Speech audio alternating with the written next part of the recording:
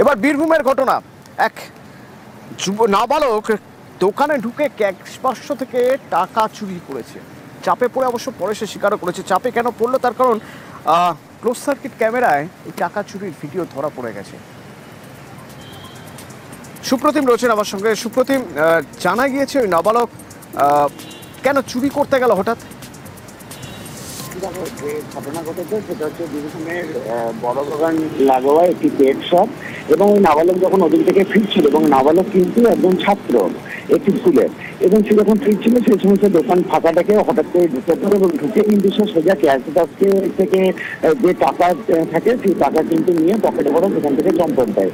এরপর দোকানের মালিক এসে যখন তখন দেখে যে ক্যাশ বাক্স ফাঁকা, কোনো টাকা নেই, তখন কিন্তু সিসিটিভি চেক করতে গিয়ে গোটা ঘটনার সামনে আসে। যদিও নাবালকের কিন্তু মুখ দেখে চেনা যায়, তারপর তার যে বাড়ি সেখানে গিয়ে কিন্তু যখন তাকে চাপ দেওয়া হয় সে তখন ঘটনার কথা স্বীকার করে। যদিও যেটা জানা গিয়েছে যে ওই দোকানের মালিক কিন্তু ইতিমধ্যে পুলিশের দ্বারস্থ হয়েছে। ধন্যবাদ।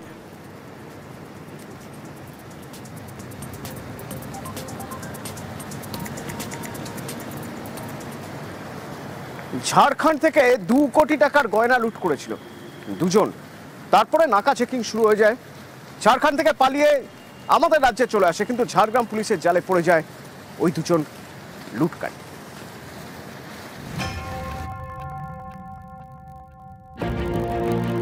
গলি থেকে বাইক নিয়ে একজন বেরোচ্ছিলেন।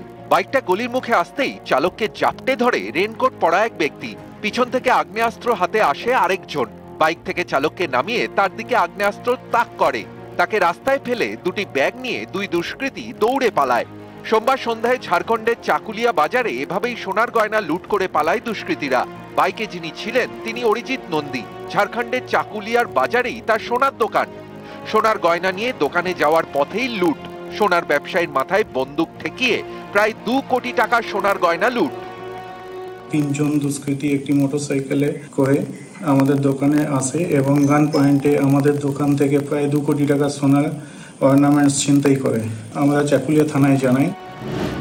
ঝাড়খণ্ডের সীমানা ঘেঁষা ঝাড়গ্রামের জামবনি। পড়শি রাজ্যের পুলিশ অনুমান করেছিল দুষ্কৃতীরা ঝাড়গ্রামে পালাতে পারে।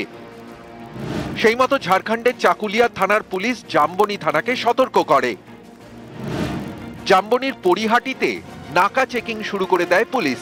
দুটি বাইক চেপে 3 জন আসছিল। নাকা চেকিং দেখে তারা পালানোর চেষ্টা করে। এই 3 জনের মধ্যে 2 জনকে সোমবার রাতে ধরে ফেলে পুলিশ। আরেকজন পালিয়ে যায়। ধৃত 2 জনের মধ্যে একজন ঝাড়খণ্ডের বাসিন্দা নিরঞ্জন গৌড়, আরেকজন বিহারের বাসিন্দা মোহাম্মদ রফিক। ধৃতদের থেকে পাওয়া গিয়েছে ডাকাতি হওয়া সোনার গয়না। গত 22শে জুন রবিবার শিলিগুড়ির হাসমি চকে সোনার দোকানে ক্রেতা সেজে ঢোকে 7 দুষ্কৃতী। দোকানের কর্মীদের হাত বেঁধে আগ্নেয়াস্ত্র উঁচিয়ে হুমকি দেয়। 20 মিনিট ধরে লুটপাট চালায়। দোকান মালিক দাবি করেন প্রায় 11 কোটি টাকার গয়না লুট হয়েছে। সেদিনই হাসমি চক থেকে 2 জনকে গ্রেফতার করে পুলিশ। উদ্ধার হয় লুট হওয়া গয়না। তারপরে বিহার থেকে গ্রেফতার করা হয় আরো একজনকে। মঙ্গলবার উত্তরপ্রদেশ থেকে এক মহিলা সহ গ্রেফতার আরো 3 জন। নিউজ 18 বাংলা।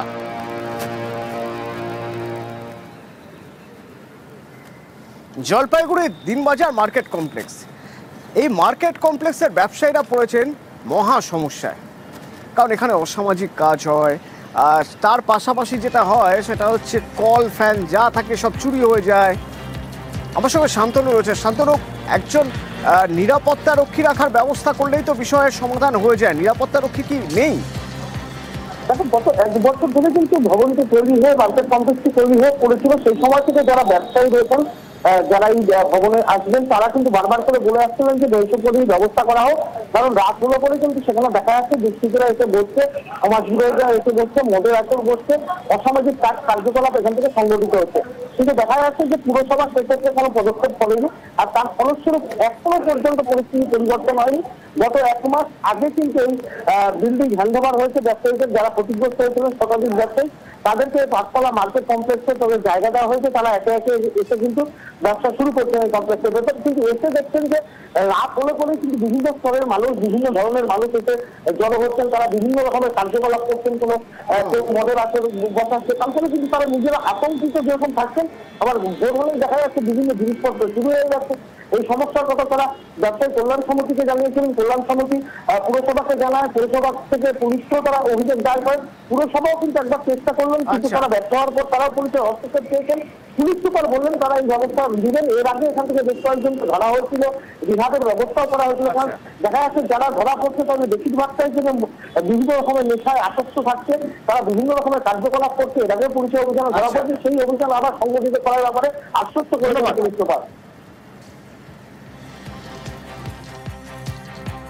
চুরি চামারি হচ্ছে, বাথরুমের কল টল সব ভেঙে নিয়ে চলে যাওয়া হচ্ছে। আমাদের মেন গেটের ওইখানটায় ফলের ঠেলা মেলা লাগায় মেন গেটটা বন্ধ করে দেওয়া হচ্ছে, যাতে একদমই কাস্টমার ঢুকতে পারতেছে না ভিতরে। তারপরে উপরে নেশাখোর মানে এইখানটা সিঁড়ি দিয়ে গিয়ে নেশা টেশা করতেছে। আমাদের এইখানটায় মেনটেনেন্স কোনো ঠিক নাই, সব গেটের এইখানটায় নোংরা পাতি এগুলো সব ফেলানো আছে। তারপর এখানে নেশা টেশা যাতে বন্ধ হোক। আমাদের কন্টিনিউসলি অভিযান চলে। আমরা অনেকবার বলেছি কি যার জায়গা আছে, অনেকবার যখন ফাঁকা জায়গা থাকে ওরা নিজের জায়গাতে একটা ইলিমিনেশনটা বাড়া যায় আর ওই জায়গাটা একটু করে দেয়, তখন আমরা নিশ্চয়ই সতর্ক থাকতে পারি। আমাদের এই নেশার মধ্যে আমরা কন্টিনিউসলি অভিযান করে ওটার মধ্যে আমরা অনেকবার অ্যারেস্ট করে যারা সাপ্লায়ার আছে, যারা এই নেশাগ্রস্ত আছে ওনাদেরকে আমরা রিহেবিলিটেশন সেন্টারে পাঠাও। এই জিনিসটা আমাদের কন্টিনিউস। হার্নিয়ার অপারেশন করাতে নার্সিংহোমে ভর্তি হয়েছিলেন। ছাড়া পাওয়ার পর দেখলেন হার্নিয়া যেমনকে তেমন রয়ে গেছে, বরং উল্টে অ্যাপেন্ডিক্সের অপারেশন হয়ে গেছে। এবার জানা যাচ্ছে আসলে নাকি ওই নার্সিংহোম স্বাস্থ্যসাথীর টাকা হাতাতে হার্নিয়ার বদলে অ্যাপেন্ডিক্সের অপারেশন করিয়েছে।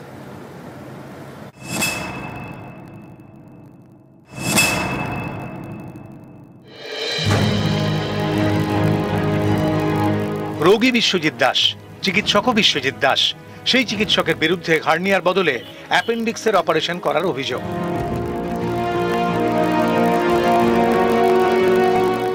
উত্তর 24 পরগনার পানিহাটির 1 নম্বর দেশবন্ধু নগর। এখানকার বাসিন্দা বিশ্বজিৎ দাস রং মিস্ত্রির কাজ করেন। বেশ কয়েকদিন ধরে হার্নিয়ার সমস্যায় ভুগছেন। সম্প্রতি তিনি পানিহাটি হাসপাতালে যান। সেখানে তাকে দেখেন চিকিৎসক বিশ্বজিৎ দাস। সরকারি হাসপাতালের চিকিৎসক, কিন্তু তার নাকি পানিহাটিতেই নার্সিংহোম রয়েছে।